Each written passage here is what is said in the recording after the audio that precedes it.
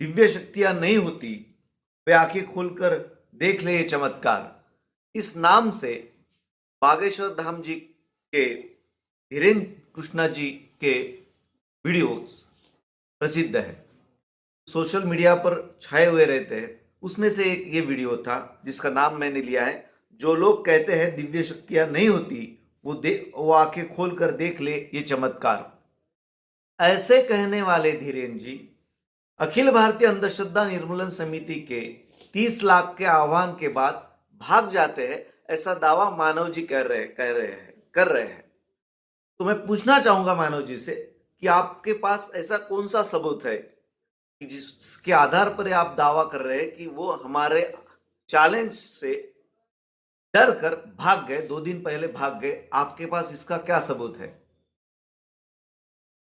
पहला तो बात हम सब ने समझ लेनी चाहिए कि इस बात की चर्चा शुरू होने के बाद में धीरेन्द्र महाराज बाहर के हैं, इंदौर के हैं या फिर और कहीं के हैं, लेकिन यहां के आयोजक तो स्थानिक है।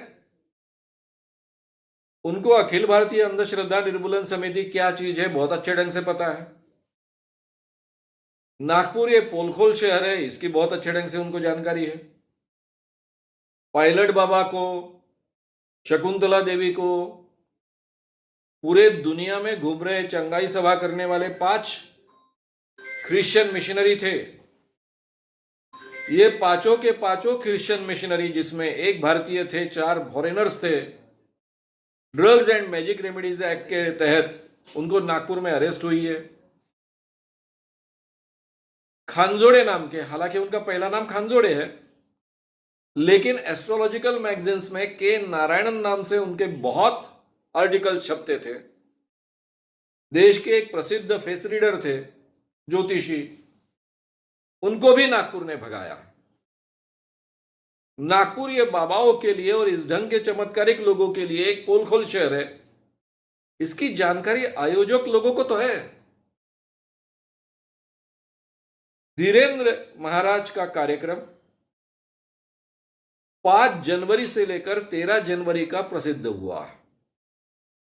उस ढंग के पोस्टर छपे हैं, उस ढंग की पत्रिका छपी है। प्रूफ कर ये पत्रिका मैं आपके सामने रख रहा हूं। ये पत्रिका में 7 और 8 तारीख को उनका दिव्य दरबार है, इसकी भी जानकारी है। और 13 तारीख के कार्यक्रम, 13 तारीख तक, जनवरी तक के कार्यक्रम वहां पर छपे हुए। और सभी लोगों को पता था नागपुर के कि ये रेशिमबाग ग्राउंड पे उनका कार्यक्रम 13 तारीख तक चलने वाला है। इसके बावजूद वो 11 के शाम को भाग गए नागपुर छोड़कर।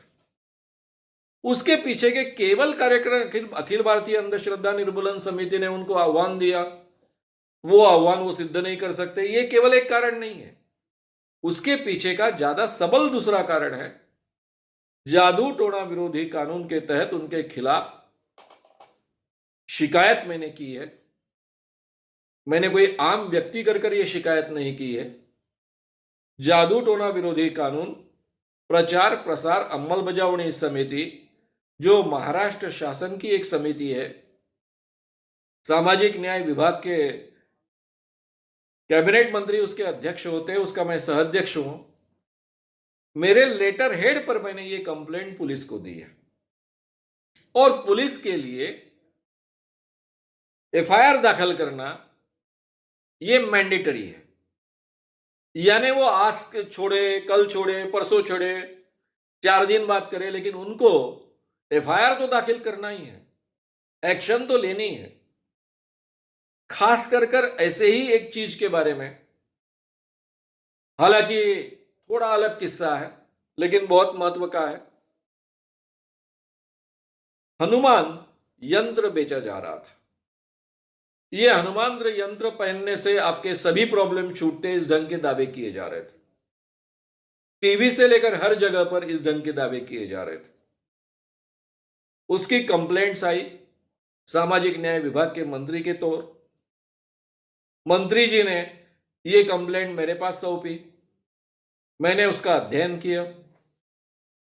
मैंने पुलिस को और वकीलों को, यानी जो एडवोकेट्स होते हैं, हमारे सरकारी एडवोकेट्स जो होते हैं, उनको सलाह दी कि कानून के तहत, जादू टोना विरोधी कानून के तहत भी and drugs and magic remedies act 1954 के तहत भी ये गुनाह है, आपको गुनाह दाखिल करना चाहिए, एक्शन लेनी चाहिए।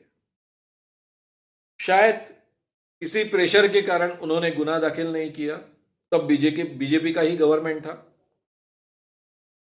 परिणाम ये हुआ कि औरंगाबाद हाईकोर्ट में एक केस गई, न्यायमूर्ति नलावड़े और एक न्यायमूर्ति के खंडपीठ ने इतना कड़ा निर्णय दिया, पुलिस को, सरकार को लताड़ा, आदेश दिया और ये जादू टोना विरोधी कानून का दायरा भी बढ़ा दिया। यानी केवल अगर कोई किसी भी कारणवश आश्वासन देता है कि तुम्हारा भला होगा, तुम्हें बच्चा होगा, तुम्हें नौकरी मिलेगी, तुम्हें अच्छी बीवी मिलेगी या फिर तुम्हारी शादी होगी, ऐसा भी अगर कोई आश्वासन देता है तो वो जादू टोना विरोधी कानून के तहत उन्होंने अपराध तय किया है। और हाईकोर्ट का जो निर्णय होता है वो स्टेट के लिए कानून बनता है, इसलिए उसकी व्यापकता बढ़ी है। इसलिए पुलिस के लिए ये गुनाह दायर करना, एफआईआर दायर करना और उसके बाद में एक्शन लेना ये मैंडेटरी है। ये जानकारी शायद पुलिस की ओर से जो आयोजक लोग हैं, वो सरकार के बहुत नजदीक के लोग हैं, उनको दी गई होगी और फिर उन्होंने और ज्यादा अपनी फजीयत ना हो इसलिए बाबा को भगाया होगा। इस ढंग की चर्चा पूरे नागपुर में, पत्रकारों में और सभी लोगों में है। ये सबसे बड़े प्रूफ्स है, इससे और ज्यादा प्रूफ्स की क्या आवश्यकता है। पत्रिका में ही छप कर है कि वो 13 तारीख तक प्रोग्राम करने वाले थे।